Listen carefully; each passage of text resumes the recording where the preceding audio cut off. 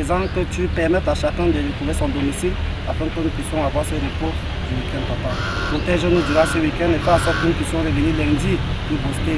Dans l'antre du stade Fotso Victor de Banjoun, la journée de travail des joueurs de Ndjiko FC se termine toujours, comme elle commence, par une prière. Le président met un point d'honneur sur ce côté. On ne peut rien faire sans la prière. On a perdu, on fait quoi? On récupère, voilà. On doit récupérer, il doit même pas faire une passe. C'est sorti, ça joue, ça joue. On a pris, replacez-vous les rouges. Ouais.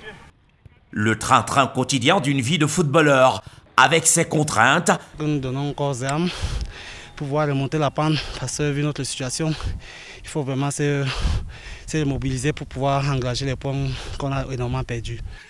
La vie privée, la vie professionnelle et entre les deux, le regard bienveillant des dirigeants qui veillent au grain et aux détails près.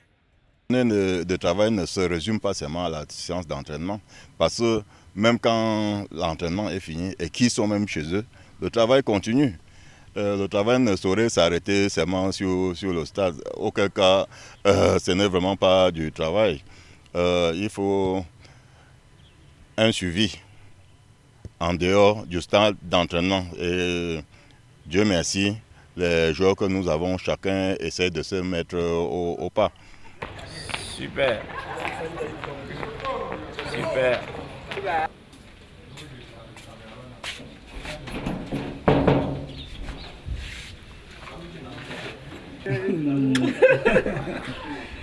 C'est bien passé. Bien, ça va. Quand sa journée de travail est terminée, c'est ici, dans le cocon familial, les bras de son épouse et ses enfants, qu'Eric Sodea Sadio trouve refuge et repos. Après avoir fait les beaux jours de Scorpion de Mbé, Université de Ngaoundéré, Djalakouane et autres sables de Baké, c'est au quartier Pomegneux de Banjoun que ce joueur cadre de Ndjiko FC a posé ses valises et pris femme. Ses faits d'armes, 4 enfants, dont des jumeaux venus au monde en décembre dernier. Vous savez, un homme, à un moment, il faut se faire les raisons. Le fait de papaner partout, ça n'apporte rien de bon. Et j'ai trouvé mon âme sœur, je peux dire ainsi. Et comme Dieu a voulu, on a eu des jumeaux et je pense que ça dit tout. Il fait office de grand frère dans les rangs de Ndjiko FC, un aîné protecteur affectueux, et ses coéquipiers le lui rendent plutôt bien. L'entraînement, j'ai décidé de passer, dire un bonjour aux jumeaux et au capitaine, parce que grâce à eux, le 31 décembre, on a gagné UMS. Donc, les jumeaux sont venus avec une grâce. Des footballeurs mariés ou vivant en union libre, ça existe bel et bien au Cameroun. Mais cela ne court pas encore les rues, et pour cause. Le mariage maintenant. Oui, parce que quand tu parles des femmes, je ne suis pas marié, bon, c'est un bon truc. Bon, je ne peux pas marier maintenant parce que, il y a l'argent. Quand tu maries une femme comme ça, tu as aussi marié la famille de la femme là. Donc, il y a beaucoup de choses. Quand il n'y a pas l'argent maintenant, c'est compliqué.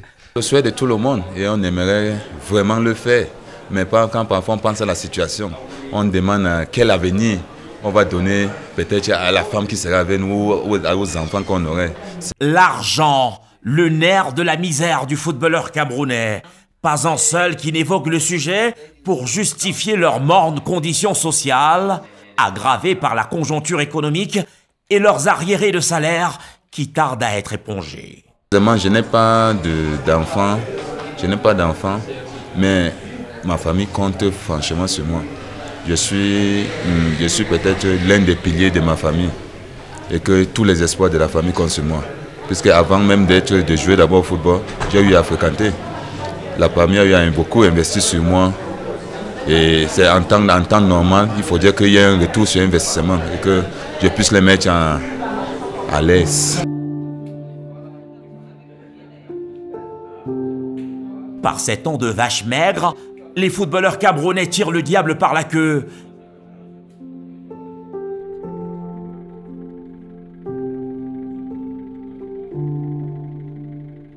Ils ne roulent pas carrosse et les voilà contraints de réduire leur train de vie au plus fort de la flambée des prix des produits de première nécessité. Présentement, nous savons que depuis le haut, ça ne coule vraiment pas et on se bat avec ce qu'on a. On tient le coup. Chez les footballeurs camerounais, la vie chère, la vie dure, c'est bien plus que des slogans, une réalité que certains dirigeants, bien inspirés, s'échinent à réduire à sa plus simple expression. Nous ne comptons pas que sur ça, nous ne comptons pas seulement sur la subvention de la fédération ou du ministère. Le président déploie aussi d'énormes sacrifices pour essayer de mettre les joueurs à l'aise. Face aux vicissitudes du quotidien, les footballeurs camerounais organisent leur résilience. La belle compagnie des chaînes de télévision dédiées au sport, la solidarité entre joueurs de la même équipe et l'immersion régulière dans les sonorités musicales, sports et rythmes, la vieille chanson.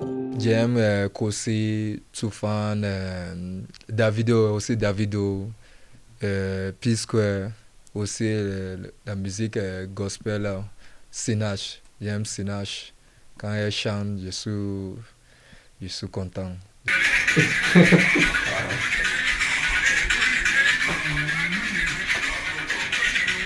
Et aussi un rappeur que j'aime aussi bien, Gala LR. Le Gala LR, je crois que c'est... Ils nous font rêver par leurs prouesses venues d'ailleurs.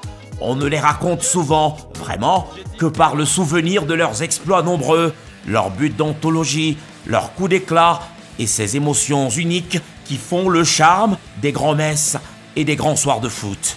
Pourtant, à côté de leur métier qui fait tant rêver et fantasmer, il y a la vie sociale peu joyeuse des footballeurs qui ne fait jamais, ou presque, la une des magazines sportifs. Dans la vie des footballeurs d'ici et ceux d'ailleurs, il y a la clameur du public, la gloire des ovations à n'en plus finir, ces honneurs d'hommes et de femmes qui les adulent, mais aussi l'envers du décor, avec ses galères et ses misères, et quelquefois ses joies aussi.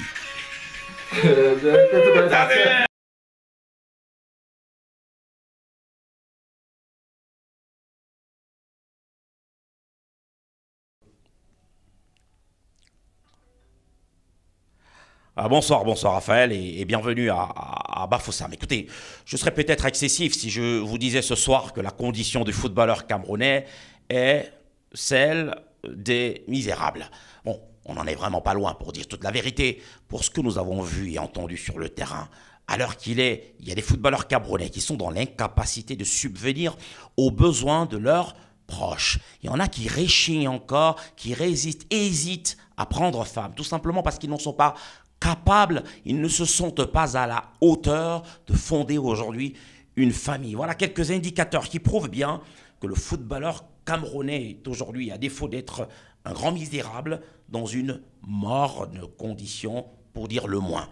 Au fond, dans un tel contexte, il est difficile de ne pas saluer l'intention qui a été celle du nouvel exécutif de la Fédération camerounaise de football, l'intention de révaloriser le statut du footballeur camerounais, d'améliorer sa condition, même si pour l'instant, et pour ce que nous avons encore une fois vu sur le terrain, on en est bien loin, et c'est peu dire.